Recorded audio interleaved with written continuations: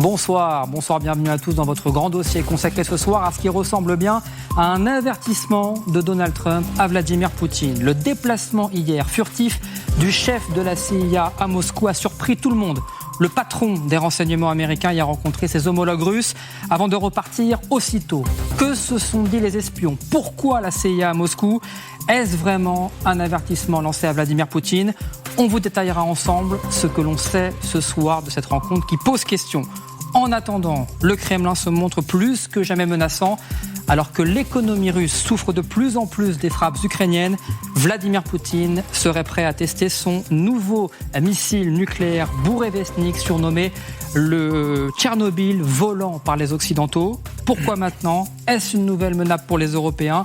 On posera notamment la question à Bernard Guetta, eurodéputé invité exceptionnel du grand dossier ce soir. Et puis l'Europe se prépare à la confrontation avec en chef de file l'Allemagne qui met les bouchées doubles pour se réarmer. Un plan de 12 milliards d'euros pour acheter des centaines de missiles longue portée et devenir peut-être la première armée d'Europe.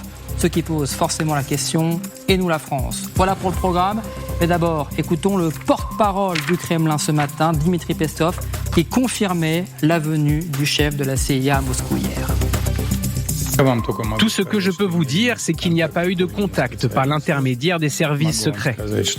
Je peux vous assurer qu'il n'y a pas eu de rencontre avec le président de la Russie. Naturellement, le président Poutine est tenu informé de tout sans délai.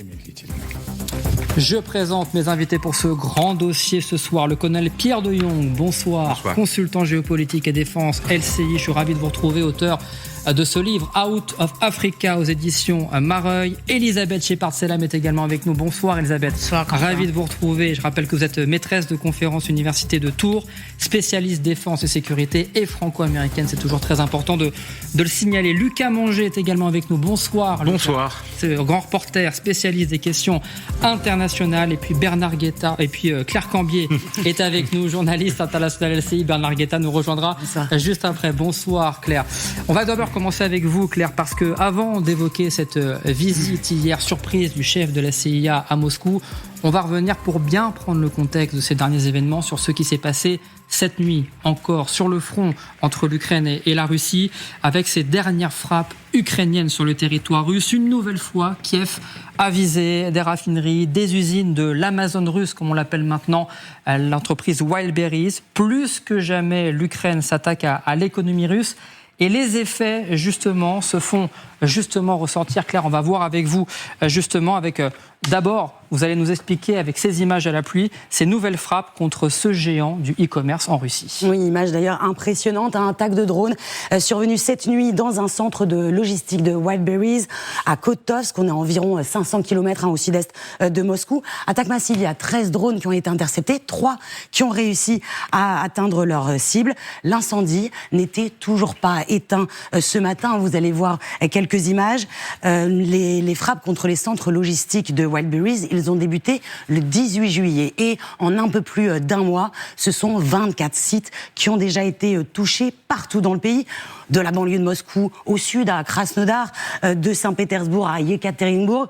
On est dans l'Oural, à 1700 km de la frontière ukrainienne. Plus de 14% des capacités logistiques du groupe endommagées.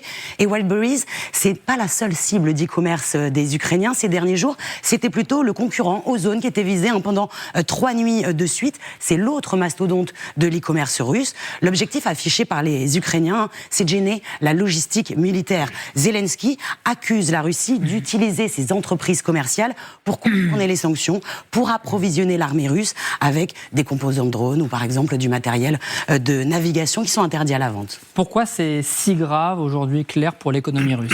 Parce que le but, c'est aussi de toucher le portefeuille du pays. Dans un pays de 17 millions de kilomètres carrés, eh bien, ces plateformes sont extrêmement utilisées. Rien que pour Wildberries, vous voyez ici les pertes, 8 à 10 milliards d'euros actuellement pour les infrastructures et les marchandises détruites. Ce n'est pas rien et cela touche énormément d'entreprises russes. Wildberries, vous l'avez dit, c'est un peu l'Amazon russe, mais c'est aussi une place de marché virtuelle, une marketplace, comme on dit. Des centaines de milliers d'entreprises y déposent leurs produits à la vente, des produits stockés dans les entrepôts frappés. Et puis c'est aussi un système bancaire avec des prêts pour les vendeurs. Donc une faillite aurait de lourdes conséquences. Ozone, le concurrent, a de son côté vu son action perdre 13% de sa valeur à la bourse de Moscou. Et puis on pense forcément à l'impact psychologique pour la population. Tous les Russes, ou presque, utilisent ces plateformes. Je vous donne un dernier chiffre. Wildberries, c'est 7 millions de commandes par jour. Zelensky l'a dit d'ailleurs aujourd'hui, il veut que la guerre retourne de là où elle est venue, que la guerre soit présente, soit visible aussi sur le sol russe. Merci beaucoup Claire pour ce point complet. On va détailler justement ensemble parce que les effets, ils sont multiples. Vous l'avez dit Claire, il y a cet effet sur l'économie et surtout Lucas Manger. Il faut d'abord rappeler l'effet de ces images, de ces usines qui ne cessent d'exploser depuis plusieurs semaines. Est-ce que ça porte un coup quand même également à l'image pour les Russes ? Je crois que c'est ce que cherchent plus précisément les autorités ukrainiennes et Zelensky, c'est-à-dire au-delà des dégâts qui sont réels, comme Claire vient de l'expliquer, sur l'économie russe, c'est l'aspect symbolique et psychologique de cette guerre qui était annoncée pour 40 jours. On en est, je crois, à plus de 60 aujourd'hui, voire 70 jours, qui avait commencé en juin de la part des Ukrainiens. C'est montrer aux Russes que la guerre est aussi chez eux. Les Ukrainiens avaient le sentiment, et assez réel d'ailleurs, que les Russes ne se sentaient pas très préoccupés par ce conflit qui se déroulait essentiellement à 99% sur le territoire ukrainien, avec des tranchées dans le Donbass et des frappes sur l'Ukraine. Les Ukrainiens ont assez habilement mené cette campagne, très précisément pour avoir ce type d'image très spectaculaire, pour que les Russes prennent conscience que la guerre les concerne, qu'elle les touche, qu'elle fait des dégâts, qu'elle peut les mettre au chômage, que cette guerre est aussi la leur, et en espérant peut-être, ça restera à prouver et rien ne dit que ça va se produire comme ça, en espérant créer une forme de colère contre le Kremlin, contre le pouvoir russe, et essayer de susciter à l'intérieur de la société russe, à 3 semaines des élections qui auront lieu le 18 septembre, un sentiment anti-Poutine. Mais pour l'instant, il n'y a aucun signe d'une telle manifestation dans la société russe. Oui, pour le moment, on n'en est pas encore là, mais Elisabeth Shepard-Selam, est-ce que, du point de vue de l'image, de la communication, est-ce que Volodymyr Zelensky est en train quand même de réussir à son pari ? Mais je pense qu'il réussit son pari, peut-être pas dans le temps qu'il avait noté de 40 jours, ça prend plus de temps, bien évidemment, mais il y avait, dans les médias américains, je crois que c'était ABC, parlait du fait que Poutine disait qu'il allait reposséder les sociétés qui ne se protégeaient pas, reposséder temporairement, je ne sais pas. Nationaliser d'une certaine façon. Nationaliser temporairement ceux qui ne se protégeaient pas. C'est un aveu de faiblesse parce que ça veut dire qu'il faut les protéger parce que ça rassemble quand même, comme disait Claire, beaucoup de petites entreprises. Ça veut dire beaucoup d'argent, ça affecte vraiment l'économie. Et le fait est que si l'État peut pas les protéger et attend que les sociétés le fassent, c'est quand même un aveu de faiblesse. Avant de parler justement du point de vue vraiment économique, colonel Pierre de Jong, Elisabeth parlait justement à l'instant de cette information comme quoi Vladimir Poutine serait prêt aujourd'hui à nationaliser certaines entreprises pour défendre justement contre les attaques de drones. C'est un aveu de faiblesse de la part de Vladimir Poutine. On voit bien que, vous savez, il y a 2 mots très importants, c'est le mot défense que vous avez utilisé, et puis le mot que Elisabeth a utilisé, qui est le mot offensive, action. Et en fait, qu'est-ce qui se passe ? En fait, les Ukrainiens sont à l'offensive. Les Ukrainiens sont en mouvement. Les Ukrainiens ont l'initiative. Et on sait, dans la guerre, dans les principes de la guerre, dès lors que vous êtes à l'initiative, c'est l'autre qui va réagir par rapport à vous. Donc en fait, Poutine, malheureusement pour lui, a perdu en fait cette capacité à réagir, à trouver des solutions. En fait, il essaye de protéger ses magasins. On en est là. Alors que Zelensky, de façon extrêmement à droite, avec encore une fois des engins assez rudimentaires, parce que ce sont des flamingos ou des drones, c'est des engins qui valent pas très cher, même s'il y en a une dizaine qui arrivent sur les mêmes objectifs. Mais il a l'initiative, et ça donne un allant incroyable. Ça donne le moral à la population ukrainienne. Donc ça dynamise le système, et ça c'est très bien vu tactiquement. Vladimir Poutine a mis d'ailleurs beaucoup de temps à réagir. Il a mis 1 mois avant de s'exprimer sur le sujet. Il a demandé d'ailleurs à son gouvernement de mettre en place un plan de reconstruction, mais on sait que pour reconstruire ces structures, il faudra, selon les experts, entre 6 mois et 2 ans, donc c'est assez conséquent. Et puis à noter, ce qui ressort dans les médias russes, c'est l'expression « août noir », une expression qui signifie qu'il y a des catastrophes qui arrivent régulièrement à la fin de l'été quand personne ne s'y attend. On pense à la catastrophe économique de 98, l'invasion, par exemple, de la Géorgie.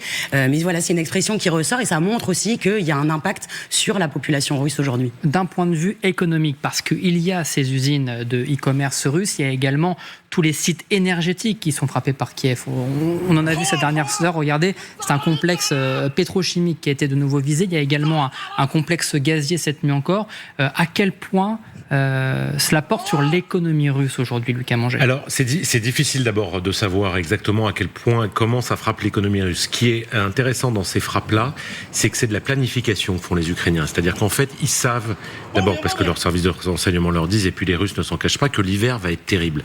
Donc l'idée, c'est d'assécher une partie des capacités, des réserves, si vous voulez, de carburant pour les missiles, les avions, les drones, tout ce qui va servir à bombarder l'Ukraine. Ils espèrent, bien sûr, ça a un impact sur l'économie, mais ça a aussi un impact sur la logistique de l'armée russe, et notamment de l'armée de l'air, et c'est d'essayer partout sur le territoire de frapper de ces réservoirs. Par exemple, la semaine dernière, il y avait un réservoir de Propergol, qui est ce carburant qui est utilisé pour les missiles. Ça, c'est assez récent. Les Ukrainiens font cette espèce de planification en essayant de minimiser ce qu'ils vont recevoir. Ils le savent pendant les mois d'hiver. L'hiver dernier a été non seulement particulièrement froid en Ukraine, mais aussi avec des frappes très intenses. Et maintenant qu'il n'y a plus de défense antimissile de patriotes américains pour défendre Kiev, ils savent que l'hiver va être terrible d'un point de vue des bombardements. Donc c'est assez malin parce que ça touche et l'économie, mais dont on ne sait pas exactement. Enfin moi d'abord je suis pas économiste, mais les calculs sont assez complexes à long terme. En tout cas à court terme, ça gêne beaucoup la logistique de l'armée. Alors il y a des chiffres qui passent ici et là depuis quelques jours. Le principal essence qu'utilisent aujourd'hui les Russes, d'après certaines informations, serait à sec, entre guillemets, à 80%. On a vu ces images de stations-service avec ces files d'attente qui est de plusieurs centaines de mètres dans différentes villes russes cet été. Regardez cette nouvelle. Ce n'est pas une file d'attente de voitures cette fois-ci, mais il s'agit de bateaux. Alors ça pourrait faire rire, mais non, parce que même les bateaux sont touchés également avec ce carburant. Colonel Pierre de Jong, il y a effectivement l'effet sur l'économie, on le voit, et sur la population russe. Aujourd'hui, on ne peut pas dire concrètement que Vladimir Poutine est tensé à ce niveau-là, mais la stratégie militaire dont nous expliquait tout à l'heure Lucas, elle est valable. C'est maintenant qu'il faut frapper sur ces usines-là pour empêcher une éventuelle offensive cet hiver? Oui, parce que vous savez que la guerre hybride, c'est un terme qui a été inventé par les Russes, qui est un mot d'ailleurs un peu bizarre, en 2012, avec la doctrine Gerasimov, qui est le chef d'état-major. Cette doctrine, elle vise en fait à mener deux actions différentes, des actions militaires, militaro-militaires, et des actions, je dirais, périphériques. Là, ce qui est intéressant, c'est que les Ukrainiens ont récupéré cette doctrine, visiblement, et donc, ils pratiquent une guerre hybride, qui fait qu'en fait, ils n'attaquent pas nécessairement des objectifs militaires, mais bien évidemment, des objectifs stratégiques. Le deuxième point, c'est le ciblage. C'est un métier, le ciblage dans les états-majors. C'est extrêmement difficile parce que sur une carte que vous avez comme la Russie, vous avez des milliers de cibles potentielles. Donc le ciblage fait qu'on voit bien qu'il y a une espèce de stratégie globale sur le ciblage. 1, ils ont commencé à détruire les stations-service et les réserves de carburant. 2, ils ont commencé à détruire les usines pétrochimiques. 3, ils sont en train d'assécher ou de détruire tout le système de la petite logistique avec Wildberries et puis Ozone, tout le système, je dirais, des petits colis qui est extrêmement important pour des médicaments, pour des pièces de rechange, etc., etc. En fait, c'est extrêmement méthodique. Et c'est là qu'on voit que cette planification alliée, et là, encore une fois, je suis intimement convaincu que les Américains leur donnent un coup de main, parce qu'ils ont un renseignement de très grande qualité, parce que ce ciblage ne peut pas se faire si vous lisez pas, en fait, dans les cartes du voisin. Là, je suis pas joueur de poker, mais j'imagine. Et donc, évidemment, ils ont un renseignement de très grande qualité qui permet de faire un ciblage tel qu'il est là. Et en fait, on voit bien que, comme le dit Lucas, au bout de quelques semaines, la Russie n'a pas trouvé la solution. Elle tourne en rond et elle intervient qu'au bout d'un mois. Donc, en fait, c'est un peu, je dirais, panique au Kremlin si je faisais un bouquin. C'est presque une belle transition pour la suite, mais juste avant, une dernière question avec vous, Elisabeth Shepard-Selam, parce qu'on entendait hier le président finlandais exhorter les Ukrainiens de continuer de frapper ces usines de e-commerce, de frapper ces raffineries, ces sites énergétiques. Ils ont raison, les Ukrainiens, ils doivent continuer. Enfin, le président finlandais a raison de demander aux Ukrainiens de continuer. Pour leurs objectifs, oui, il faut... D'abord, l'objectif de ramener cette guerre aux Russes, c'est fondamental pour rappeler que cette guerre existe. Je pense que c'est assez réussi, mais aussi à la fois, bien évidemment, pour frapper l'économie, mais aussi pour frapper la logistique militaire. Et je pense aux raffineries, il faut aussi se dire, on a vu les bateaux, on a vu les voitures, mais il faut aussi dire les avions. Et c'est très important, à la fois pour des raisons militaires, mais même les avions civils, je sais qu'elle a officiellement pour des raisons sécuritaires, mais à partir du moment où il y avait la pénurie, notamment de kérosène, ils ont arrêté, en tout cas jusqu'à fin octobre, le vol Tel Aviv-Moscou. Parce qu'ils sont pas sûrs de pouvoir repartir. Parce qu'ils sont pas sûrs de pouvoir rentrer à cause du kérosène. Donc c'est quand même, ça affecte à plusieurs niveaux et c'est l'objectif des Ukrainiens. Donc oui, bien évidemment, il faut continuer. On voit ce double objectif, évidemment, et vous avez parlé de l'aide américaine qui renseigne justement les Ukrainiens pour pouvoir cibler avec précision et organiser cette offensive qui dure depuis maintenant plus de 40 jours maintenant. On est quasiment à 1 mois et demi maintenant d'offensive ukrainienne, ce qui nous amène au cœur de notre émission ce soir. Vous en avez parlé, Amélie Carrouer, vous en parlez hier, avec cette visite qui a surpris tout le monde, cette visite du patron des renseignements américains, le chef de la CIA en personne, John Ratcliffe, qui était hier à Moscou, qui a rencontré son homologue Sergueï Naryshkin. Vous voyez ces images, c'est le chef du FSB, les renseignements russes. Entretien de quelques heures avec son homologue dans le plus grand secret, puisque je le rappelle que rien n'avait filtré jusqu'au dernier moment. On a vu passer cet avion, et c'est cet avion, ce sont ces images qui nous ont permis de découvrir que le patron de la CIA était bien dans la capitale russe. Que se sont dit les deux hommes? Que sait-on de cette entrevue? On va tout vous expliquer ce soir, mais d'abord, on va prendre la direction de Kiev. On retrouve notre envoyé spécial, Thomas Misraki, parce qu'on suit évidemment ce qu'il s'est passé avec intention du côté de la capitale ukrainienne. Que sait-on de cette entrevue, Thomas?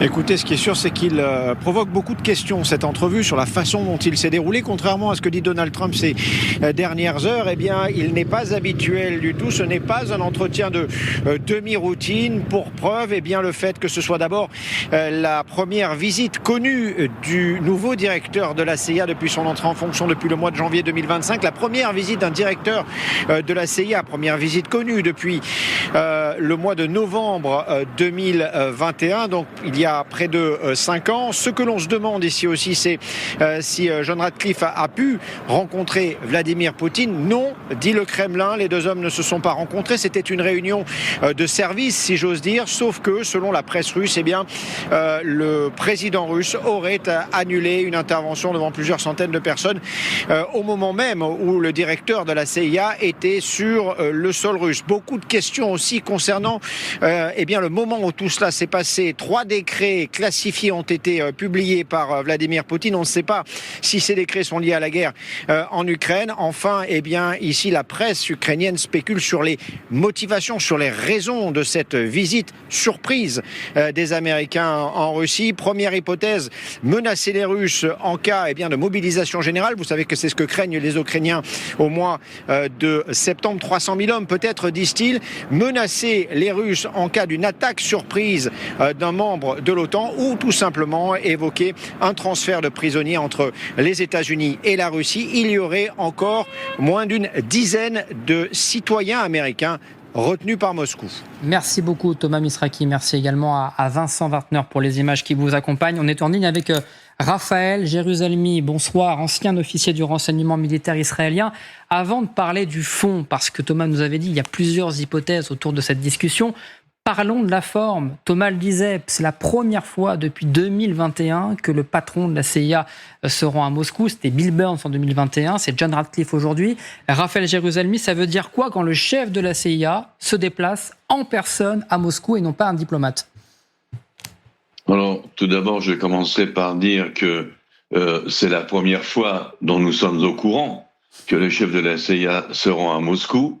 Il faut savoir aussi, c'est une question qu'on ne se pose pas suffisamment, si c'est une initiative américaine ou s'il a été convoqué par le Kremlin. On ne sait pas, ce sont peut-être les Russes qui ont quelque chose à dire ou à montrer aux Américains. Alors, lorsque Donald Trump parle de semi-routine, il ne manque à moitié, car effectivement, il y a énormément de cas dans lesquels, au lieu de passer par le haut niveau gouvernemental, Maison-Blanche, Kremlin, on préfère tâter le goujon ou faire passer des messages, des signaux, des avertissements à un niveau qui engage moins les partis sur le plan politique, diplomatique, médiatique. Et c'est souvent le travail des chefs des services de renseignement. En Israël, on ne demeure pas en reste. Le Mossad, le chef du Mossad, est très très souvent utilisé. Moi-même, j'ai été agent de liaison avec beaucoup de services de renseignement des pays arabes pour soit éteindre des incendies. Des fois, il y a des incidents qu'on préfère régler discrètement sans que ça provoque une crise au niveau international. Ça peut être pour faire passer des messages, ça peut être pour apporter certains documents, ça peut être pour faire des propositions qu'on veut faire d'abord à un niveau, comme je l'ai dit, plus junior, qui engage moins les parties concernées. Donc il y a cette possibilité-là, et les services de renseignement de tous les pays du monde s'espionnent joyeusement les uns les autres, mais aussi ont des relations extérieures, on appelle ça d'ailleurs dans les services de renseignement. Moi, j'ai travaillé dans les relations extérieures de l'intelligence militaire. Ça veut dire d'être en contact semi-routinièrement, effectivement, avec d'autres services de renseignement, plus pour ordonner des choses, collaborer. Et comme je l'ai dit à la veille, je vous donne un exemple personnel, à la veille des accords d'Oslo, évidemment, on n'a pas prévenu tout le monde et on a tâté le terrain, par exemple, avec les Jordaniens. Et moi, j'ai été envoyé donc en Jordanie pour voir comment les Jordaniens accueilleraient cet accord que passaient les Israéliens avec les Palestiniens. Donc, c'est toujours au niveau un petit peu en dessous. Je terminerai en disant seulement ceci. Je ne pense pas que ça soit une urgence de par la mobilisation prévue en septembre d'une attaque contre l'Ukraine ou contre l'OTAN, contre l'OTAN, j'y crois pas tellement d'ailleurs. Donc je pense pas qu'il y ait cette urgence-là. Et le mot de la fin, c'est tout de même le chef de la CIA. S'il veut aller à Moscou sans que ça se sache, il sait comment le faire, et c'est certainement pas en prenant un avion que n'importe quel radar qui surveille les mouvements aériens peut détecter. Merci beaucoup, Raphaël Jérusalemi. Vous restez également avec nous si vous voulez réagir. Mais je pose un petit peu la même question au plateau avant d'évoquer le fond, la forme. Hier, on est tous un petit peu étonnés de voir que c'était le patron de la CIA qui se déplaçait en personne et non pas les diplomates. On avait l'habitude de Kushner, de Witkoff, qui a plusieurs fois rencontré les diplomates russes ces dernières heures. Qu'est-ce que ça dit aujourd'hui, Elisabeth Shepard-Selam, que ce soit le patron de la CIA qui se déplace en personne? Il y a deux choses. D'abord, Kushner et Witkoff ne sont pas des diplomates, il faut peut-être le rappeler. Les émissaires, effectivement. Souvent, des diplomates, par exemple, on parlait d'une possibilité d'échange de prisonniers. En général, c'est pas le directeur de CIA, je pense qu'il faut le souligner. Ce qui est intéressant, c'est pas simplement que c'est le directeur de CIA, c'est qui est Radcliffe. Radcliffe est celui qui a dit l'adversaire, c'est-à-dire la Russie, est létal et dangereux. On ne parle pas de quelqu'un qui porte un message, on va dire, pro-russe, comme certaines sont accusées dans l'administration Trump. Donc je pense que c'est quand même très important de le dire. Il y a quand même quelques signaux. Effectivement, pour passer un message qui ne pouvait pas être passé, un message important. Est-ce que c'est, comme on a entendu la semaine dernière, parce que les renseignements américains maintenant disent qu'il pourrait y avoir des sabotages ou autres. On a vu aussi, et il faut pas l'oublier, le survol de Mechernich. Donc c'est une sorte d'usine d'assemblage de patriotes en Allemagne, mais qui concerne les Américains, bien évidemment. On a eu des survols de bases américaines aussi, donc peut-être à un moment, ils ont des informations et ils veulent faire passer un message. Il y a bien évidemment d'autres messages. Et effectivement, les services de renseignement sont toujours en contact.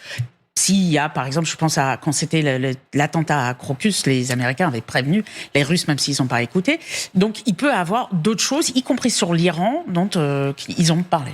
C'est vrai que c'est intéressant ce que dit Elisabeth Lucas-Manger, parce que c'est presque la première fois depuis très longtemps qu'une personnalité non complaisante avec Moscou, comme le disait en parlant de John Radcliffe, se déplace à Moscou. C'est ça qui fait aussi la portée de cet événement.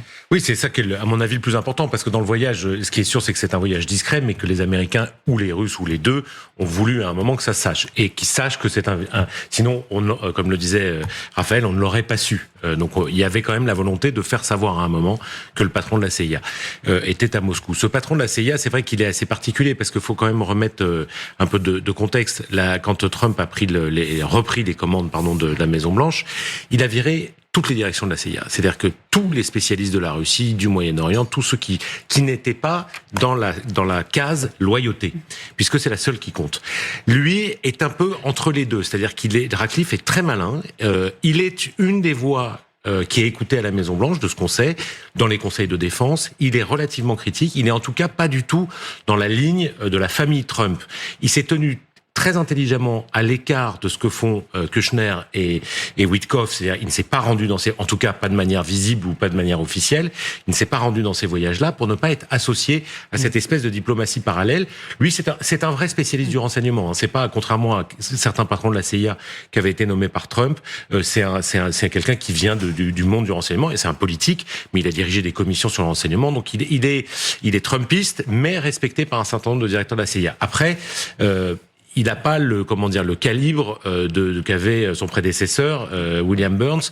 Le dernier voyage d'un patron de la CIA à Moscou, William Burns, faut savoir, il avait été ambassadeur à Moscou, il parlait russe, il avait rencontré directement Poutine seul sous Biden, hein, donc lui aussi a été renvoyé par Donald Trump, mais William Burns avait un lien personnel direct avec Vladimir Poutine. Il avait d'ailleurs été celui, faut s'en souvenir, qui 6 mois avant l'invasion russe a alerté tout le monde, y compris les médias, en montrant des cartes, en disant les Russes vont y aller. Croyez-moi, personne ne l'a cru en Europe. Enfin, peu de monde l'a cru en Europe. Et donc, tout ça pour dire que ces voyages ont une importance. On ne peut que spéculer sur ce qu'ils ont dit. Moi, comme Elisabeth, je pense que la question des otages, il y en a et elles sont importantes, mais elle se dit à des niveaux moins élevés que le patron de la CIA directement avec le patron du FSB. Après, ça peut être des échanges, ça peut être une autre tentative, une autre filière, j'allais dire, de discussion. Trump veut, comme il veut toujours, la paix dans cette région. Il n'a pas réussi. C'est aussi le signal que, pardon, je termine là-dessus, j'étais un peu long, mais que Witkoff et Kushner, ça n'a pas fonctionné, et que peut-être que Donald Trump tente une autre piste avec la CIA en se disant, après tout, cette CIA qui méprise beaucoup, ils ont des types qui connaissent la Russie, laissons-les travailler, puis on verra bien. Avant d'accueillir Bernard Guetta, eurodéputé Renew, qui nous fait le plaisir d'être là ce soir, une dernière question avec vous, Raphaël Jérusalemi, parce que vous avez répondu un petit peu juste avant, mais je voulais vous réécouter dessus. Si le patron de la CIA se déplace hier à Moscou, c'est qu'il a des informations très claires sur ce qu'ambitionne de faire Moscou dans les prochaines semaines. Oui, c'est possible, et il veut montrer aux Russes qu'il sait ce dont il parle. Il va sûrement venir avec des documents, des preuves à l'appui, pas trop non plus pour ne pas dévoiler les sources et la façon dont la CIA a obtenu les renseignements dont elle dispose, mais tout de même pour dévoiler qu'ils sont au courant de beaucoup de choses qui sembleraient les inquiéter. Ce qui est important de savoir, qu'il y a aussi beaucoup de canaux par lesquels Washington et Moscou peuvent communiquer. Mais en fin de compte, le rendez-vous humain, l'échange, le dialogue qui a lieu, c'est extrêmement important. Ça permet d'avoir des réactions sur le moment, inclus le langage corporel. Le chef de la CIA va regarder comment il est reçu, comment on lui répond, à quel niveau de dignité et d'honneur il se trouve comme visiteur à Moscou. Et il y a énormément de choses qu'on peut apprendre lors de cette visite physique, de cette présence physique en plein cœur du régime russe. Et on continuera d'en parler sur LCI. Merci beaucoup Raphaël Jérusalemi d'avoir été en direct dans le Grand Dossier. J'accueille notre invité exceptionnel ce soir, Bernard Guetta. Bonsoir, eurodéputé, Renew, spécialiste de la géopolitique. Avant de vous poser une question, écoutons Dmitri Peskov, le porte-parole du Kremlin, qui a confirmé, on l'a entendu tout à l'heure, cette réunion secrète, à moitié secrète, parce qu'évidemment, on l'avait tous vu finalement avec les déplacements d'avions entre le chef de la CIA et le chef du FSB. Mais écoutons, parce que ça dit aussi également des relations entre les Américains et les Russes. Écoutons Dmitri Peskov. Les contacts par l'intermédiaire des services secrets constituent en eux-mêmes une évolution positive, un processus positif. Ces contacts se poursuivent même dans les moments les plus difficiles des relations bilatérales. Notre président, d'ailleurs, s'est également exprimé à ce sujet. Mais il est encore trop tôt pour dire dans quelle mesure cela influencera dans l'ensemble le processus visant à sortir nos relations bilatérales de la crise profonde dans laquelle elles se trouvent actuellement. Bernard Guetta, lorsque vous avez appris ce déplacement du patron de la CIA hier, est-ce que vous y avez vu un signal positif ou plutôt vous vous inquiétez du fait que les Américains et les Russes discutent, et on parlera plus tard d'ailleurs du rôle de l'Europe? Sans l'Europe, quelle est votre première réaction hier quand vous avez vu cette je me suis dit essentiellement que décidément Trump et Poutine étaient l'un et l'autre dans une situation très difficile.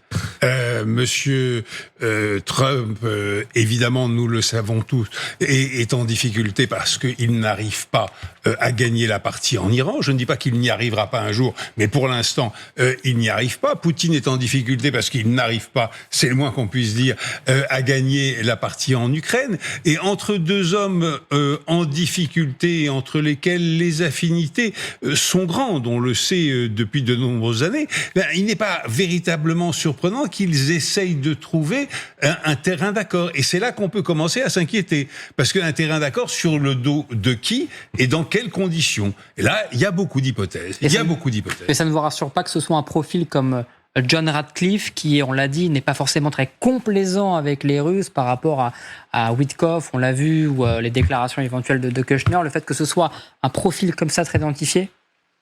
Écoutez, non, moi je ne trouve pas inquiétant que ce soit un homme qui a un niveau de compétence qui est évidemment plus élevé que celui de Witkoff et de son compère, parce que ces deux-là sont notoirement, totalement, profondément et inquiétamment incompétents. Ratcliffe, c'est autre chose. Je ne dis pas que ce soit Kissinger en personne, très loin de là. Mais bon, enfin, c'est une personne d'un niveau décent.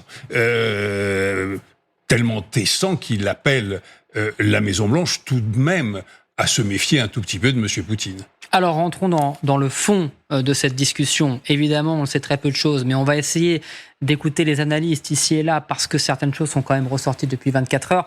D'après certains, Ratcliffe aurait pu avoir mis en garde le Kremlin sur les intentions russes ces prochaines heures. C'est notamment le Wall Street Journal qui nous informe cela. Le tout évidemment sur la base des renseignements. On en a parlé avec Raphaël Jérusalemi il y a quelques temps, et il y a quelques minutes maintenant. Et on parle une nouvelle fois de cette mobilisation jusqu'à 500 000 hommes selon certaines analyses. On va faire le point avec vous, Lucas Manger, parce que c'est peut-être le premier signe qui aurait pu expliquer justement cette réunion au sommet entre les deux chefs de renseignement.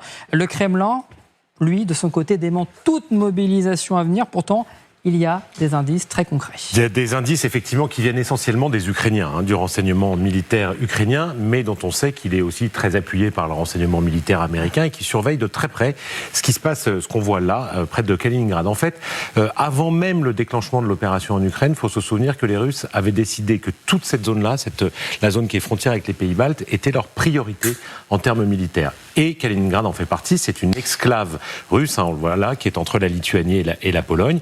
Et dans cette petite exclave qui a accès sur la mer Baltique, il y a évidemment énormément de soldats, de têtes nucléaires, de navires, une des grandes bases maritimes russes. Apparemment, d'après les renseignements qui sont fournis, les Russes sont en train effectivement de préparer encore plus cette région à une possibilité d'entrer en conflit avec des renforts de troupes qui sont envoyés. Et encore une fois, c'est face à tous les pays baltes. Et les pays baltes eux-mêmes, depuis plusieurs temps, mettent en garde. Deuxième indice, c'est qu'on pense que, on n'a pas oublié qu'on en a parlé tout à l'heure, il va y avoir des élections en Russie 18-20 septembre. Les Ukrainiens estiment que l'annonce pourrait intervenir après ces élections, puisque Poutine ne va pas prendre le risque de faire ces annonces juste avant, mais qu'une décision, tout est prêt et qu'il y a déjà depuis plusieurs années une base de données qui recense tous les hommes en âge de servir et qui pourraient donc être mobilisés. L'armée aurait commencé à informer ceux qui doivent venir dans les bureaux de recrutement pour prévenir tout le monde. Et puis, dernier indice, c'est des ONG russes qui dénoncent de plus en plus d'enrôlements forcés. On parle les Russes disent non, ce sont des volontaires. Ces ONG russes, qui sont très courageuses au passage, dénoncent des enrôlements forcés, notamment de gens qui sortent de bars et qui seraient intoxiqués, avinés, alcoolisés, et à qui on fait signer un contrat sans qu'ils s'en rendent vraiment compte et qui se retrouvent sur les lignes de front, notamment en Ukraine. Alors vous l'avez dit, ce sont des informations principalement ukrainiennes. Le Kremlin dément et dénonce des fake news. Mais de leur côté, les Russes, eux, ils s'inquiètent. Les Russes s'inquiètent parce que Zelensky en a parlé lui-même, et puis les Russes suivent aussi ce qui se passe en Ukraine. Les Russes démentent, mais Zelensky parle d'une mobilisation de 300 à 500 000 personnes. La dernière mobilisation de réservistes, c'était en septembre 2022, pas 1922, 300 000 réservistes avaient été appelés. Le Kremlin avait démenti juste la veille en disant il n'y aura pas de mobilisation de réservistes. 300 000 ont été mobilisés. Donc ce souvenir de cette mobilisation de 2022 reste très présent. Il faut se souvenir que c'est à ce moment-là que beaucoup de Russes avaient commencé à essayer de quitter le pays, notamment de Russes en âge de se battre, qui allaient pouvoir être appelés, qui ont fui vers, comme on le voit sur ces images, vers la Géorgie. Sauf que la situation, il faut aussi le souligner, était un petit peu différente. À l'époque, la Géorgie accueillait des Russes, puisque c'était un pays dirigé par un gouvernement anti-Poutine.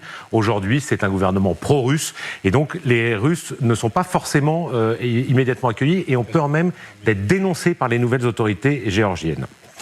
Zelensky, pour terminer, ce que je disais tout à l'heure, parle d'une mobilisation qui pourrait aller de 300 à 500 000. Il a même évoqué la possibilité de 800 000 soldats russes qui seraient mobilisés. 800 000, ça paraît beaucoup, mais on ne sait jamais avec le Kremlin le type d'annonce qu'ils peuvent faire. Merci beaucoup, Lucas Manger. Et on va revenir également sur les recherches sur Internet en Russie, où on va voir que les recherches sont très importantes aussi. Juste un mot par rapport à tout ce que vous avez dit au colonel Pierre de Jong. Est-ce qu'on peut croire que John Ratcliffe, hier soir, lorsqu'il est arrivé dans le bureau du directeur du FSB, a regardé droit dans les yeux son homologue en lui disant « Nous savons ce que vous êtes en train de préparer, ne faites pas ça ». Parce qu'attention, ça peut devenir, l'escalade peut être très importante après.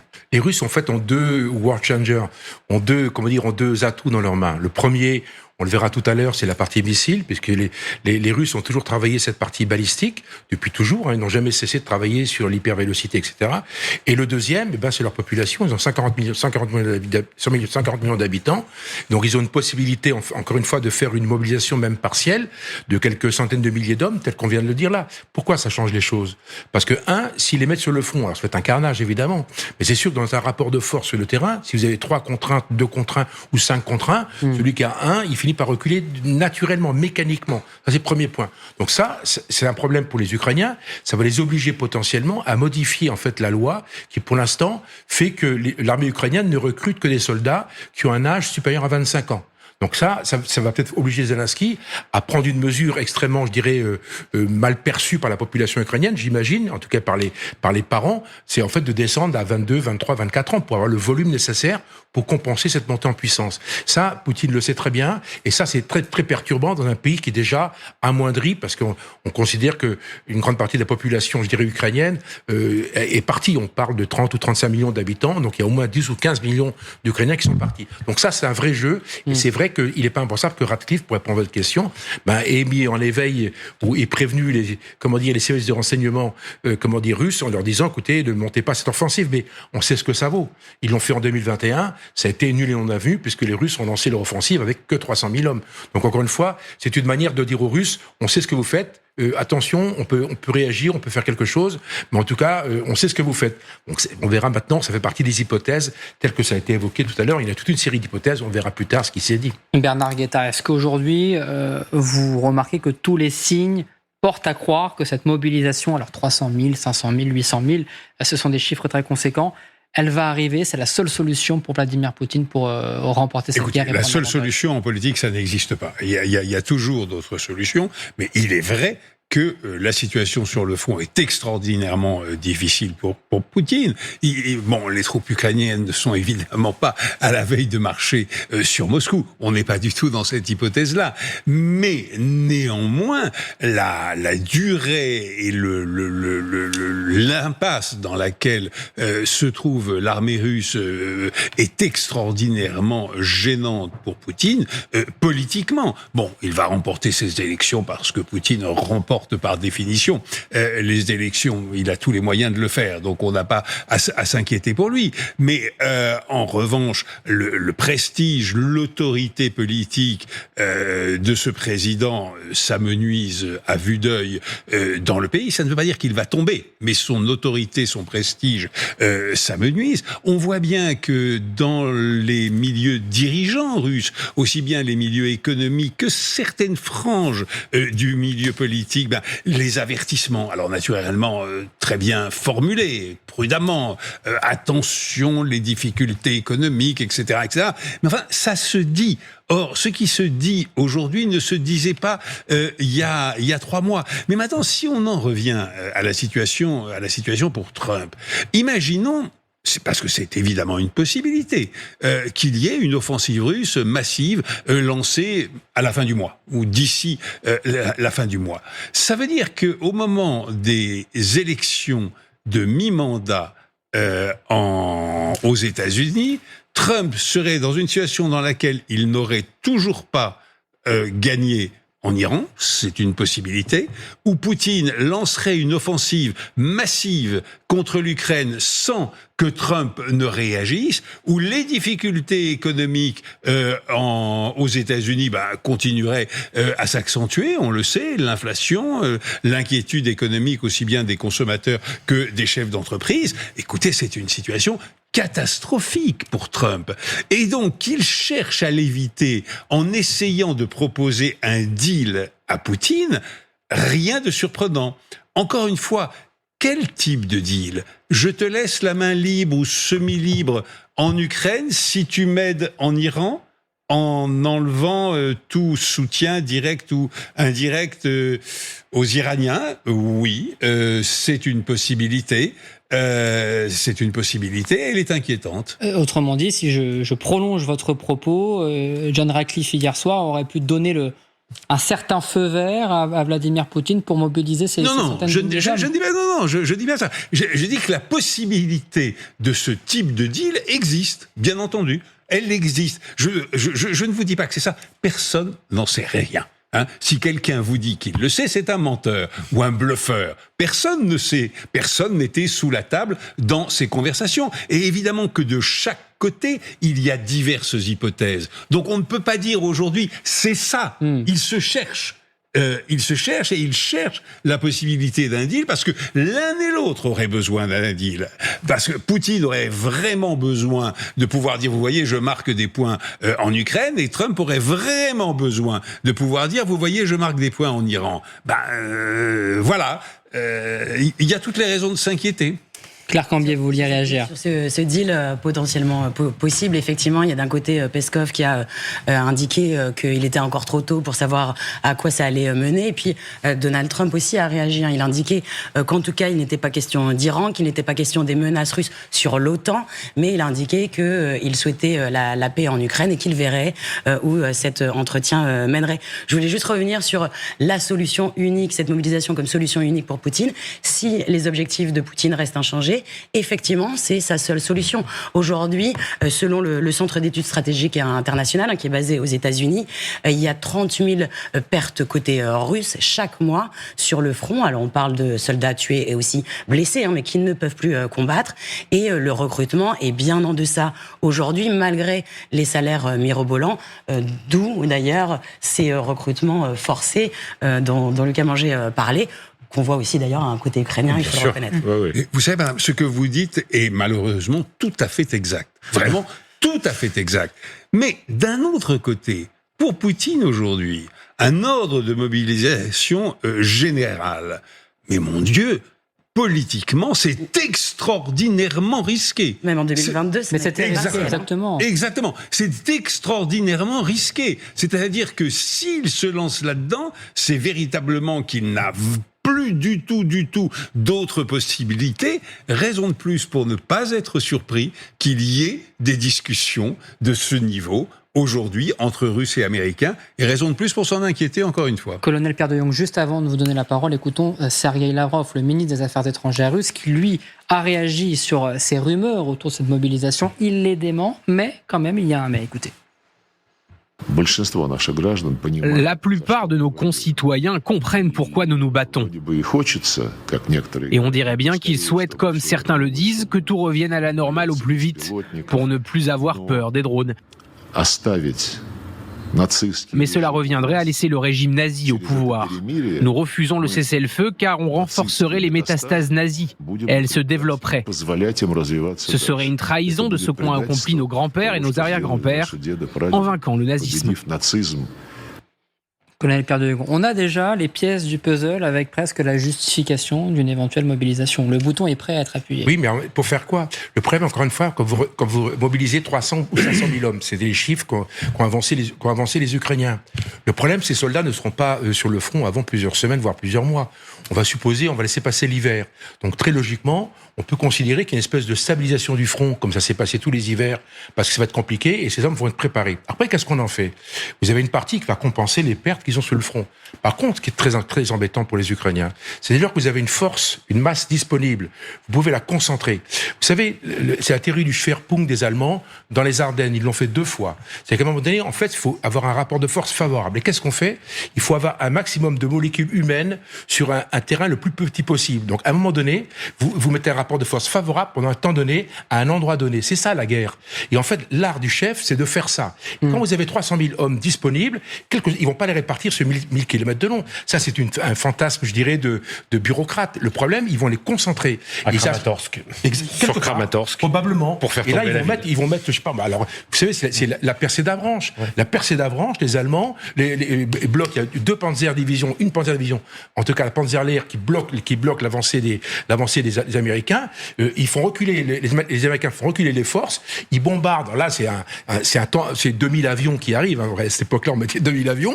Et puis, ils engagent des forces sur rien. Donc, ils détruisent, ils font un couloir de 10 km et ils rentrent dedans. Ça, les Russes peuvent le faire. Au printemps, dès lors que ces hommes auront été préparés et entraînés. C'est ça l'inquiétude. Aujourd'hui, l'inquiétude n'est pas de court terme, elle est de moyen terme. Elisabeth Shepard-Sellam, le terme est souvent galvaudé, mais si jamais ce scénario se produisait, ce serait un tournant dans cette guerre en faveur des Russes. Moi, je me méfie toujours de ce mot tournant. Pourquoi? Parce que ces hommes, il faut les donner des armes, du matériel, des ordres. Il faut les former. Il ne faut pas juste les mettre à la frontière et espérer. C'est ce que j'ai dit. Et donc, effectivement, ça peut faire peur. Les chiffres font peur. Et je pense quelque part aussi l'annonce éventuelle, ou en tout cas est censée faire c'est fait pour. Mais ça ne veut pas dire que ça va fonctionner. Je pense que on a appris avec cette guerre, c'est à chaque fois qu'on pense que quelque chose est un tournant, c'est pas forcément le cas. Et donc il faut se méfier. Maintenant, on ne sait pas non plus si il arrive déjà à voir ces chiffres, parce qu'il n'y a pas eu de mobilisation, comment ça va être accueilli dans sa population, et puis pour la suite. Donc moi, effectivement, ça va être quelque chose de difficile pour les Ukrainiens, mais ça ne veut pas dire impossible et ça ne veut pas dire tournant non plus. Alors évidemment, il y a cette menace sur l'Ukraine, mais il faut également parler des menaces sur l'Europe, plus généralement, parce qu'il y a ces alertes de plus en plus importantes qu'on entend, la petite musique qui monte sur une éventuelle attaque de quelconque façon des Russes contre l'OTAN. Il y a ces soupçons de sabotage. On a vu passer certains événements cet été. Pour ne pas les citer, il y a ce qui s'est passé en Italie avec cette explosion. Il y a également cette affaire des drones armés tout près de l'aéroport de Leipzig. Un conseiller influent de Vladimir Poutine disait il y a quelques jours que Moscou n'excluait pas des actions quasi militaires contre des fabricants européens de composants de drones et de missiles à Kiev, Bernard Guetta. Il y a cette mobilisation de l'infanterie, mais il y a également cette menace de cette guerre hybride contre l'Europe qui arrive. Elle arrive, bien entendu. Si ça devait arriver, je ne serais pas surpris que Poutine s'attaque plutôt à la Moldavie qu'à l'un des pays baltes. Pourquoi la Moldavie ?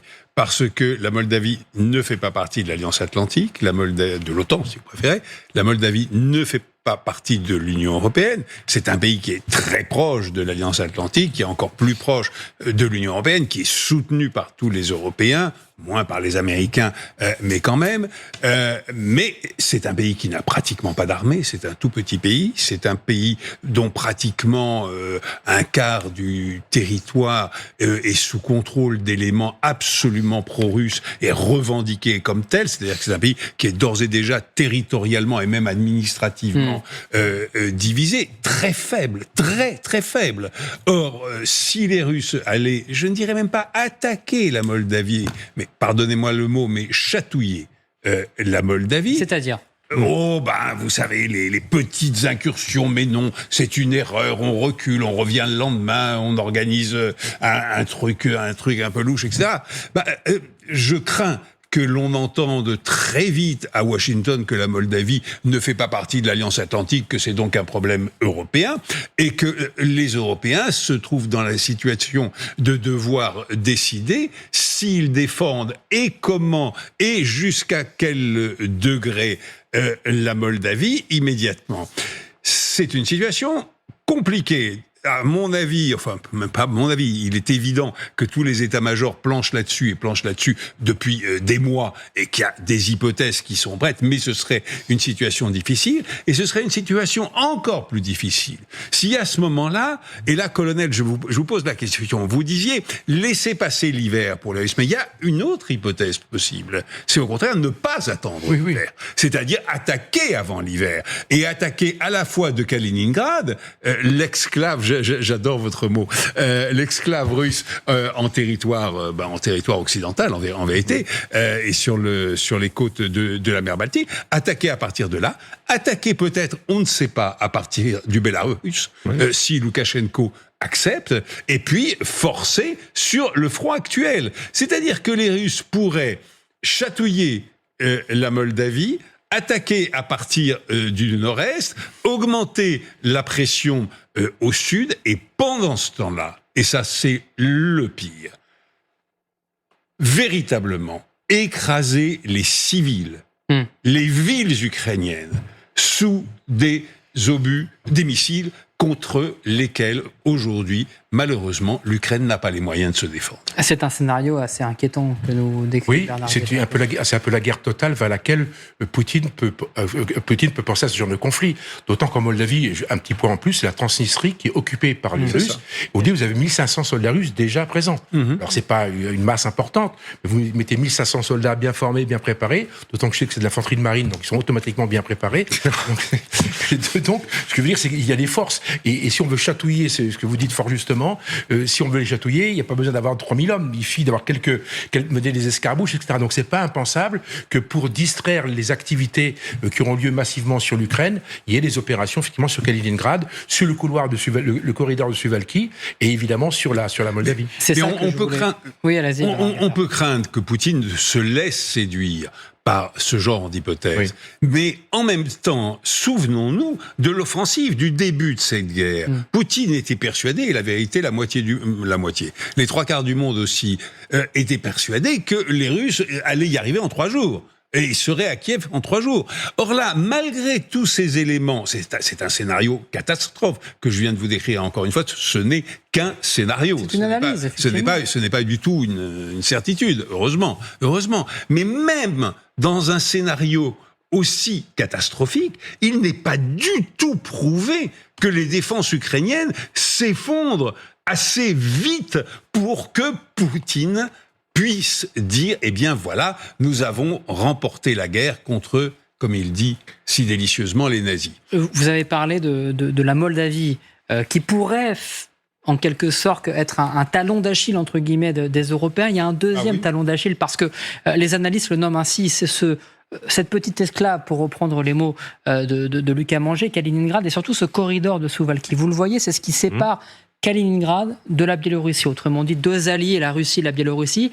Et si jamais c'est dans les théories, les éventuelles analyses militaires des Occidentaux, si les Russes et les Biélorusses prenaient le contrôle de ce petit corridor, ça séparait, vous le voyez géographiquement, la Pologne et la Lituanie, 2 pays de l'Union européenne, 2 pays de l'Alliance.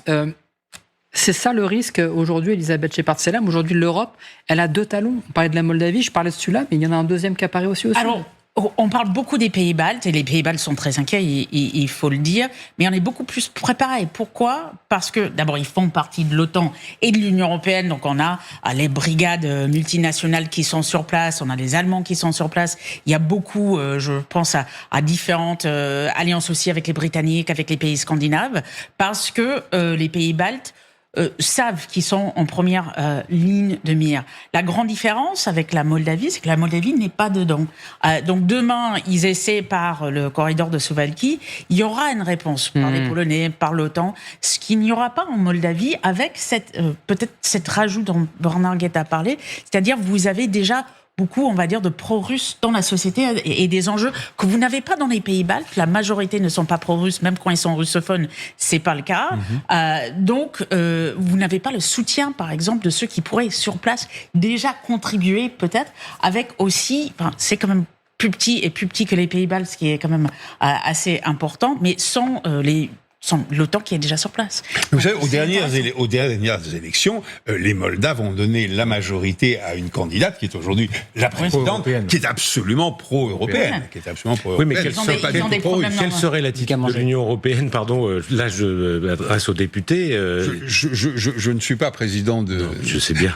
Non, mais c'est parce que c'est une vraie question. C'est-à-dire que les pays baltes, effectivement, et on a beaucoup parlé sur ce plateau, pays baltes et scandinaves sont maintenant tous dans l'Union européenne, dans l'OTAN, donc d'une certaine manière, ça serait un risque énorme pour Vladimir Poutine. Mais effectivement, techniquement, la Moldavie est attaquée. Est-ce que demain, la France, l'Allemagne, la Pologne envoient des avions de chasse pour sauver cette présidente très pro-européenne et très courageuse? C'est une femme formidable. Oui. C'est une femme d'1m50, peut-être 1m52, j'ai pas mesuré, mais véritablement, elle est haute comme 3 pommes. Et cette femme est un roc. Oui. Cette femme est absolument éblouissante d'intelligence, d'abord, vraiment d'intelligence, et deuxièmement de force. Mais vraiment, elle est un roc. Et elle impressionne tout le monde. Vraiment, elle impressionne tout le monde. Dernière question sur ce sujet, Bernard Guetta. Est-ce que vous, dans les couloirs du Parlement européen, vous qui êtes eurodéputé, on s'inquiète de cette théorie, de cette analyse? Qu'est-ce qu'on en dit? Est-ce qu'on s'inquiète? Le cas moldave, par exemple, qu'est-ce qu'on en dit? Écoutez, dès avant l'été, évidemment qu'il y avait une très très grande inquiétude quand la session s'est arrêtée mi-juillet. On reprend le Parlement mardi prochain, lundi après-midi. Je ne serais pas du tout étonné de trouver tout le monde extraordinairement inquiet dans les travées, bien entendu. On va avancer un petit peu dans ce grand dossier ce soir, parce qu'en attendant, évidemment, on reste dans l'ordre de la menace, mais parfois il y a beaucoup plus concret de la part des Russes. Et on le sait souvent, la meilleure manière de faire peur aux Occidentaux, c'est souvent d'exhiber, de montrer ses muscles, avec notamment souvent les missiles. Et cette fois-ci, le Kremlin est bien décidé à de nouveau utiliser cette solution pour faire peur. Le Kremlin s'apprêterait à tester son missile Bourevestnik. On va voir avec vous, colonel Pierre de Jong, dans un instant de quoi on parle. Mais d'abord, ces informations, elles sont données par le média russe d'opposition The Insider. C'est un média très sérieux. Les journalistes ont relevé d'étranges déplacements d'avions, et voici, vous le voyez, au nord-est de la Russie, et qui sont déployés normalement à chaque fois lors d'un test de missile. Alors, ce missile Bourevestnik, il est qualifié d'inarrêtable. C'est cette fameuse classe de missiles dont nous parle régulièrement Vladimir Poutine, qui sont inarrêtables par les Occidentaux. Écoutez d'ailleurs le président russe sur ce sujet il y a quelques temps. Les essais du missile de croisière à propulsion nucléaire à portée illimitée Bourevestnik sont un succès. J'ai lu les rapports de nos industries et je connais les évaluations du ministère de la Défense. Il s'agit d'une création unique que personne au monde ne possède.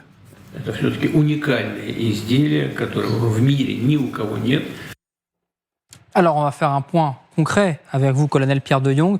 De quoi on parle avec ce missile? Quelles sont ses caractéristiques? D'abord, c'est le mythe poutinien, c'est la capacité à projeter la puissance partout dans le monde. Pourquoi? Parce que le président Poutine l'a très bien dit, c'est une propulsion nucléaire. Donc le nucléaire, c'est comme le bateau avec une propulsion nucléaire, c'est éternel. Vous n'avez pas de recomplètement à faire à une station-service. Donc c'est un engin qui est capable de tourner autour de la Terre. Alors après, j'imagine qu'il ne le ferait pas, donc il est vendu pour une portée en gros de 20 000 km. Concrètement, il peut faire quasiment le tour de la Terre. Ça, c'est un point extrêmement important. Il faut savoir que c'est un peu le mythe poutinien. Pourquoi? Parce qu'il veut développer un missile qui soit un missile non arrêtable, parce que c'est un missile de croisière au passage. C'est un missile qui va décoller, et puis après qui va redescendre, et qui va longer, alors à une certaine altitude bien évidemment, mais c'est pas un missile balistique, c'est un missile de croisière. Donc il va aller vers sa cible, parce que sa cible aurait été indiquée dans la tête du missile. Deuxième point, c'est un missile qui est nucléaire, bien évidemment, mais on peut considérer qu'il soit également conventionnel. Aujourd'hui, on sait que les Russes, avec l'Oreshnik, par exemple, ils peuvent tirer aussi bien du nucléaire que du conventionnel. Deuxième point, la vélocité. Troisième point très important, le mirvage. Évidemment, ce missile, il va se mirver, il va avoir toute une série de sous-missiles capables de tirer sur les objectifs. qui est très important, c'est le mot nucléaire. Il faut savoir que les Russes ont un autre projet en cours, qui est en cours, même période 2018, 2020, 2021, qui peut sortir. C'est le Poséidon, qui est une torpille nucléaire. Donc c'est la même propulsion. Donc les Russes travaillent beaucoup sur la propulsion qui leur permettrait en fait de toucher tous les points de la Terre. Merci beaucoup, colonel Pierre de Jong, pour ce point complet. Bernard Guetta, c'est un message, encore une fois, envoyé à l'Europe lorsqu'on exhibe comme ça ces missiles? C'est un message envoyé à l'ensemble des Occidentaux, mais malheureusement, M. Trump n'entend peut-être pas suffisamment ce message. Lucas Manger, comment vous voyez encore une fois, parce qu'on a l'habitude de voir ces images, de savoir qu'il y a ces tests. Alors pour le moment, c'est une information d'un média russe d'opposition, ce qui paraît presque plus crédible, entre guillemets, qu'une autre information, mais c'est de la gesticulation nucléaire, encore une fois. Oui, enfin, c'est de la menace permanente. D'habitude, c'est fait par Medvedev, qui est l'espèce de chien de garde, l'ancien président, et qui menace directement en disant il y aura une bombe nucléaire sur l'Europe. Voilà. Là, c'est cette déclaration de Poutine qu'on a vue. Alors après, à ma connaissance, colonel, il y a eu qu'un seul test, c'est ça, de ce missile. Il fonctionne pas encore. Voilà. Donc c'est toujours les grandes annonces de Poutine. Un test avec un vol d'une quinzaine d'heures. Si je me souviens bien, donc c'est pas encore. Je crois pas que les militaires occidentaux prennent encore ce missile. Ça arrivera peut-être extrêmement comme une menace imminente.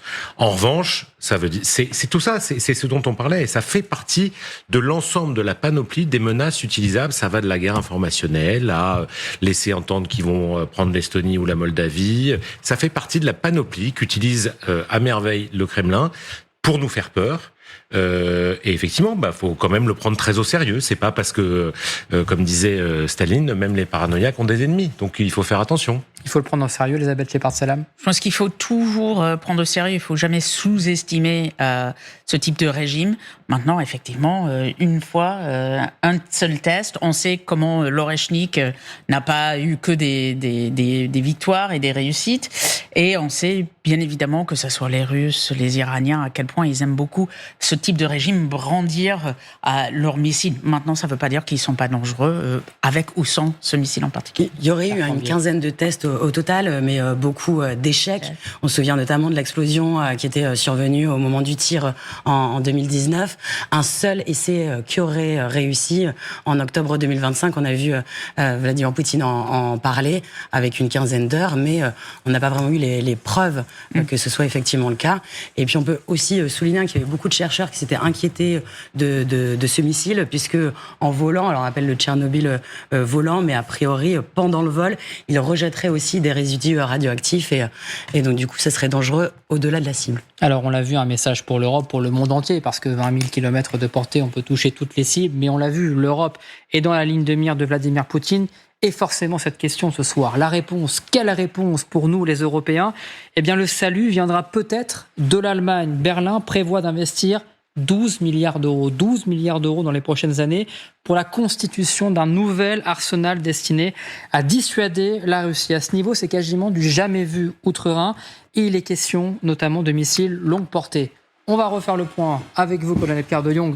Je vous mets aujourd'hui au travail pour nous expliquer un petit peu tout ça. 12 milliards d'euros, donc, je le disais, pour des missiles longue portée. C'est un plan massif. De quoi veut se doter l'Allemagne concrètement ? Concrètement, d'abord, les Européens n'ont pas de missiles longue portée. Il n'y a pas d'artillerie longue portée, ça n'existe plus. Les seuls outils qu'ils ont, c'est le Taurus allemand ou le Scalp, et puis le Scalp Storm Shadow britannique et français, qu'on met sur un avion, mais c'est un engin qui va à 500 km, qui est précis, mais c'est un engin stratégique pour tirer des objectifs, je dirais, durcis. Là, il faut aujourd'hui une artillerie. Aujourd'hui, on voit bien que les Iraniens l'ont démontré, les Russes le démontrent, il faut une artillerie à longue portée qu'on n'a pas du tout. Les Français y réfléchissent, les Allemands, eux, investissent parce qu'ils ont plus d'argent que nous par la force des choses. Donc il y a ce grand plan à 12 milliards qui se divise en 4 parties. D'abord, une partie de court terme qui est en urgence de s'équiper avec des missiles de croisière qui sont potentiellement, je dirais, présents sur le marché, et c'est les Ukrainiens qui en ont. Donc aujourd'hui, il y a des discussions extrêmement fortes entre les Allemands et deux sociétés ukrainiennes pour avoir un engin qui s'appelle le Bar, l'autre c'est le Flamingo. Ce sont des engins qui vont assez loin, puisqu'on parle de 1500, 2000, 3000 km, mais c'est quand même relativement rudimentaire. Il y a également une boîte qui s'appelle Anthem, mais je rentre pas trop dans le détail. On est sur l'achat sur étagère de missiles de croisière qui seraient disponibles immédiatement. Ça, c'est le premier point. Le deuxième point, il y a un autre missile qui est disponible, c'est le missile américain, qui est le Tomahawk. Donc aujourd'hui, les Américains sont en train de le transformer, parce que le Tomahawk se lance à partir de bateaux normalement. Mais le Tomahawk, les Américains ont créé un système qui s'appelle le Typhoon, qui est un lanceur terrestre qui arrangerait évidemment les Allemands, puisque c'est ça qui les intéresse. Donc il y aura un Typhoon qui sera un lanceur sur lequel ils achèteraient des Tomahawks en grand nombre. Le Tomahawk, c'est également 2000 km de portée, donc c'est un missile de croisière qui est extrêmement intéressant et qui est parfaitement validé. Ça, c'est pour le court terme, c'est une partie qui est extrêmement importante parce qu'ils peuvent avoir ça demain matin, puisqu'ils ont les investissements, ils achètent, c'est sur étagère et ça partit. Après, il y a les investissements pour le moyen terme. Ça, c'est la stratégie allemande de s'allier avec les Britanniques pour créer des consortiums et pour créer deux styles de missiles, des missiles de croisière de très très longue portée, 2000-3000 km. J'imagine qu'ils vont travailler sur la précision et éventuellement des bombes volantes. Donc ça, il y a un avenir qu'on ne connaît pas encore, qui est bien sûr un avenir pour 2030, 2031, 2032, dans lequel ils vont mettre sur les 12 milliards, il y a 9 milliards qui vont être consacrés à cette partie de réinvestissement. Donc en fait, on assiste à une transformation des armées et très concrètement, les Allemands ont clairement un temps d'avance dans ce domaine-là. Et l'objectif, il est clair, c'est de dissuader Vladimir Poutine. C'est l'objectif. On se crée une dissuasion non pas nucléaire, mais en fait conventionnelle, en disant à Poutine, tu bouges, on fait exactement ce que tu fais sur Kiev, on va le faire sur Moscou ou ailleurs. Merci beaucoup, colonel Pierre de Jong, pour ce point complet. Bernard Guetta, c'est le modèle à suivre, les Allemands, ils sont les fers de lance maintenant de cette défense européenne ? Écoutez, ce sont eux qui mettent le plus d'argent, car comme le disait le colonel, c'est eux qui ont le plus d'argent. Mais dans tous les pays aujourd'hui de l'Union européenne, il y a un effort massif. Et évidemment que dans quelques années, peu d'années en termes de programmation militaire, mais beaucoup trop d'années en termes politiques, l'Union européenne, ou plutôt d'ailleurs les 27 États de l'Union européenne, auront une défense commune et une défense crédible. La question est de savoir ce qui se passe avant, car pour l'instant, cette défense, on ne l'a pas. Alors ça ne veut pas dire qu'il n'y ait aucune défense dans l'Union européenne. Non, bien entendu, il y a une armée française, il y a une armée britannique, même s'il y a eu un Brexit. Mais vous savez, le Royaume-Uni n'a jamais été aussi partie prenante de l'Union européenne qu'aujourd'hui. Véritablement, quand le Royaume-Uni était dans l'Union européenne, il était l'enfant terrible qui bloquait tout, etc. Et aujourd'hui, c'est absolument fascinant. Maintenant que la Grande-Bretagne est à l'extérieur, elle est un fer de lance de l'unité européenne, notamment dans le domaine militaire. Mais enfin, bref, la grande question est de savoir si nous pourrions, faire face à une réelle offensive massive de la Russie, non pas directement contre nos pays, mais enfin, on en parlait en Moldavie, éventuellement dans d'autres régions frontalières entre l'Union européenne et la Fédération de Russie. Est-ce que nous pourrions faire face ? Mon sentiment est que oui, mais avec énormément de difficultés. Nous sommes véritablement là dans une situation avec un grand point d'interrogation. Il y a tout lieu de s'inquiéter. Je ne suis pas du tout un pessimiste, je ne pense pas du tout que ce soit joué, mais oui. Et vous savez, vous nous demandiez tout à l'heure, faut-il s'inquiéter de ce nouveau missile ? Oui, il faut s'inquiéter de ce nouveau missile. Ce qui m'inquiète beaucoup plus, c'est ce qu'a dit Vladimir Poutine la semaine dernière. Je me souviens plus bien quel jour de la semaine dernière, mais il a parlé, et puis il a dit que les Ukrainiens avaient ouvert la boîte de Pandore, en ciblant les raffineries russes et donc en s'attaquant aux finances et à l'effort militaire de la Russie. Et donc, il a promis effectivement une riposte très forte. Et je crains que ces mots de Poutine, je les répète en ouvrant les guillemets, les Ukrainiens ont ouvert la boîte de Pandore, ces mots sont inquiétants. Face à ces menaces, le cas mangé 12 milliards d'euros pour l'Allemagne, c'est suffisant pour dissuader Vladimir Poutine ou c'est rien ? Non, c'est pas rien. C'est pas 12 milliards d'euros venant de l'Allemagne, c'est pas rien d'un pays qui, faut le rappeler, il y a encore quelques années, était extrêmement proche de la Russie et dont certains des dirigeants politiques sont devenus des patrons de boîtes en Russie. Donc c'est pas rien du tout. Ça serait, c'est plus important, je pense, aujourd'hui pour un certain nombre notamment de diplomates russes, de voir que c'est l'Allemagne qui est ce fer de lance, l'Allemagne et la Pologne. La France, la Grande-Bretagne sont traditionnellement, on va dire, étaient plus en pointe contre la Russie que l'Allemagne l'Allemagne, notamment, qui, encore une fois, qui avait des liens vraiment économiques et politiques extrêmement forts. Donc, est-ce que ça suffit, ça, les experts militaires, tout ça est extrêmement cher, mais enfin, on sait qu'on n'a plus le choix. Les Allemands ont une infrastructure aussi industrielle qui leur permet d'aller beaucoup plus vite que nous sur ce genre de choses, mais il est évident, et c'est ce que plaident énormément dans les états-majors français de militaires, en disant, il faut qu'on y aille nous aussi, parce qu'on va être en retard, et que, en cas, ça veut pas dire que ça va arriver, mais en cas, et pour empêcher les Russes d'envisager cette option, il faut qu'on soit équipé. Ces questions de missiles, regardez à quel point elles sont centrales. Juste une anecdote, pardon, le mot est mal choisi. Les Ukrainiens n'ont plus de patriotes. Pour se défendre en ce moment contre ces frappes qui se sont intensifiées et dont on sait qu'elles vont s'intensifier et qui forcent la moitié de la ville de Kiev à dormir dans le métro aujourd'hui. Pendant la guerre en Iran, les Saoudiens ont utilisé 2500 missiles patriotes pour tirer contre des drones Shahed iraniens. Donc des armes à plusieurs millions de dollars, 2500 tirés par les Saoudiens, vidant les stocks de l'Arabie Saoudite et au passage des bases américaines dans la région, alors que les Ukrainiens, pour lutter contre des drones à 50 000 euros, à peine, enfin 50 000 quand ils sont les mieux équipés.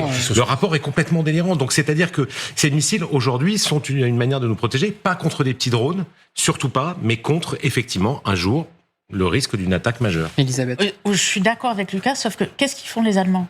Ils ont des patriotes, et ils ont donc des produits américains, et l'Aro 3, c'est-à-dire un produit israélien.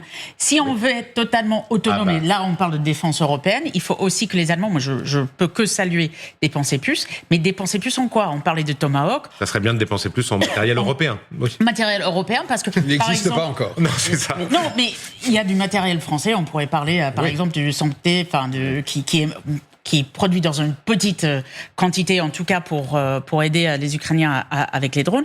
Mais il faut quand même se penser à ces questions-là. C'est pas simplement combien on dépense, c'est aussi combien on dépense, et il faut le saluer, mais c'est aussi est-ce qu'on crée des produits européens qui tiennent la route. Ce qui m'a frappé... Il y a d'ailleurs un projet européen avec France, Grande-Bretagne, Suède... Mais qui n'est qu'en tout début.